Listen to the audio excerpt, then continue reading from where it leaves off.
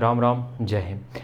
Testosterone, आज testosterone के बारे में बात करेंगे। अच्छा, एक चीज़ और हम भूल ही गए थे कि अगर जिनको नेचुरली टेस्टोस्टेरोन बढ़ाना है तो वो इस सप्लीमेंट का इस्तेमाल कर सकते हैं, जिसको कि हम खुद बनाते हैं और इसमें सारे आयुर्वेद आपको मिल जाएंगे। इसको लेने के लिए इस नंबर पे, ये जो नंबर आ रहा है 72 688, ठीक है, 0 15 78, इस नंबर पे आप 1250 रुपये का पेमेंट करके इसी नंबर पे अपना एड्रेस भेज के मंगा सकते हो। ठीक है, हम यहाँ पे आज बात करेंगे टेस्टोस्टेरोन के बारे में। तो टेस्टोस्टेरोन एक ऐसा हार्मोन है जिसको हम बोल सकते हैं कि हार्मोन का पिताजी, मतलब जितने भी बॉडी में अपने हार्मोन्स हैं उनके सबका बाप, मतलब पापा। तो इसको क्या होता है कि अगर ये हमारी बॉडी मेंटेन रहता है तो अपन एकदम फुल फील करते हैं हर तरीके से।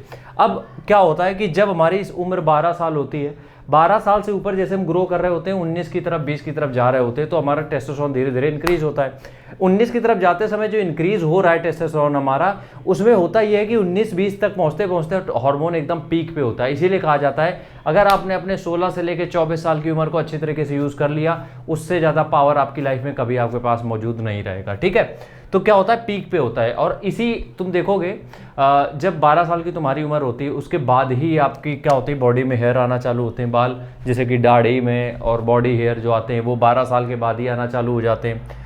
बॉडी मास, मतलब कि जो मसल मास होता है वो बढ़ना स्टार्ट हो जाएगा अगर अच्छी तरीके से आपने अपना ध्यान रखा तो बॉडी मास भी बढ़ने लगेगा। कब? 12 की उम्र के बाद। ठीक है, उसके बाद देखोगे आवाज़ में थोड़ा सा भारीपन आ जाता है, मतलब कि आवाज़ थोड़ी सी हैवी होने लगती है। जब बात करते हो तो थोड़ा सा वजन होता है उसमें आवाज़ में। वो क्यों होता है? वो भी होता है टेस्टोस्टेरोन की वजह से। और वो कब होता है?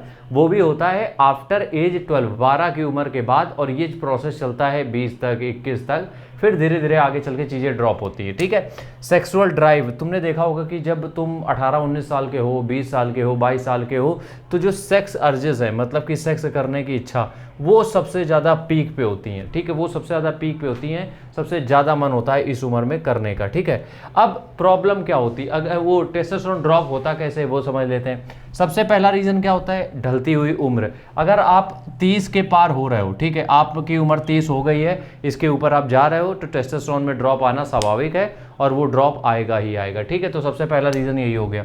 दूसरा क्या है? कीमोथेरेपी। अगर आपको कैंसर हुआ है या कीमोथेरेपी आपको हो रही थी, लग रही थी, तो उसकी वजह, बहुत बड़ी वजह है ये कि उससे भी हार्मोन हमारा ड्रॉप होता है। तीसरा क्या है? दवाइयाँ। अगर बहुत ज़्यादा दवाई खाते चले आ रहे हो तो उसकी वजह भी क्या हो सकती है? टेस्टोस्टेरोन ड्रॉप हो सकता है। बहुत ज़्यादा मास्टरबेशन, अगर बहुत ज़्यादा हस्तमैथुन कर लिए हो, उससे भी ये दिक्कत आ सकती है कि टेस्टोस्टेरोन ड्रॉप हो। पांचवा है बकवास लाइफस्टाइल। मतलब मेरा कहने का ये है कि अगर कुछ भी नहीं कर रहे हो, सिर्फ पड़े ही रहते हो, मतलब कोई बॉडी में एक्टिविटी नहीं है, कहीं घूमना टहलना नहीं है, कोई जिम नहीं ज्वाइन करनी, कोई वर्कआउट नहीं, कोई डाइट नहीं, कुछ नहीं, सब कुछ बकवास है, तो फिर दिक्कत हो सकती है आपके टेस्टोस्टेरोन में। ठीक है, अब हम बात करेंगे कि इससे दिक्कत क्या होती है। सबसे पहली दिक्कत ये होगी कि भैया आपका हेयर फॉल होने लगेगा। देखो, हेयर फॉल अगर हो रहा है तो ये नहीं हो सकता है कि सिर्फ टेस्टोस्टेरोन की वजह से हो सकता है, इसमें आपके जेनेटिक भी रोल प्ले कर सकते हैं। ठीक है, जो जीन्स होते हैं आपके, उनका भी रोल होता है। तो पहला तो यही हो गया। दूसरा होता है सेक्स ड्राइव जो कम हो जाती है, मतलब कि ऐसा मन ही नहीं करता सेक्स करने का।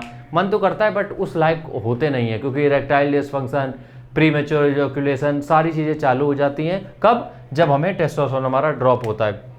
मसल मास हमारा कम होने लगता है, हमारी बॉडी का जो मसल वेट है वो कम होने लगता है। दिन भर हम आलसी बने रहेंगे, दिन भर आलस आएगा और पड़े रहेंगे गधों के तरीके। ठीक है, तो ये सारे रीज़न होते हैं, इनसे समझ जाओ कि तुम्हारा टेस्टोस्टेरोन ड्रॉप हो रहा है।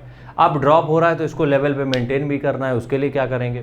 देखो, टेस्टोस्टेरोन को अगर मेंटेन करना है, कुछ ही चीज़ों को फॉलो करना है, आराम से मेंटेन हो सकता है। सबसे पहला ये है, 7 घंटे की नींद फिक्स कर लो, वो रात की, दिन की नहीं, रात की नींद 7 घंटे की फिक्स कर लो कि 7 घंटे हमें सोना ही है। उसके बाद जिंक, मैग्नीशियम और विटामिन डी, 3 सप्लीमेंट लेना चालू कर दो। ये तीनों अलग अलग लेने की जरूरत नहीं है, एक ही मल्टीविटामिन अगर ले लो उसी में मिल जाएंगे।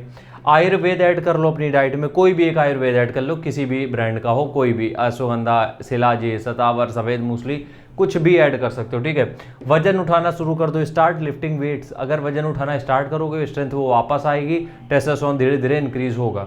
उसके बाद कैफीन और एल-आर्जिनिन, ये बॉडी में ब्लड फ्लो अच्छा करते हैं और बॉडी में जो ब्लड शुगर लेवल है उसको भी मेंटेन करते हैं। तो कैफीन, एल-आर्जिनिन, ये भी दोनों ऐड कर सकते हो। कैफीन के लिए सिंपल सी कॉफ़ी आप पी सकते हो। एल-आर्जिनिन के लिए एक सप्लीमेंट आता है, एल-आर्जिनिन होता है उसमें सिर्फ, वो भी ले सकते हो। वाटर, पानी का अच्छा इस्तेमाल करो, मतलब पानी अच्छी मात्रा में पियो। उसके बाद मेडिटेशन, थोड़ा सा ध्यान करो और ब्रह्मचर्य का पालन करो कम से कम 2 महीने के लिए। बस इतनी चीज़ें फॉलो करो और यकीन मानो वो जो टेस्टोस्टेरोन का जो तुम ड्रॉप देख रहे थे उसमें कुछ ना कुछ स्पाइक या बढ़ा हुआ देखने को ज़रूर मिलेगा। तो ये ट्राई करो और हमें कमेंट करके ज़रूर बताना। राम राम, जय हिंद।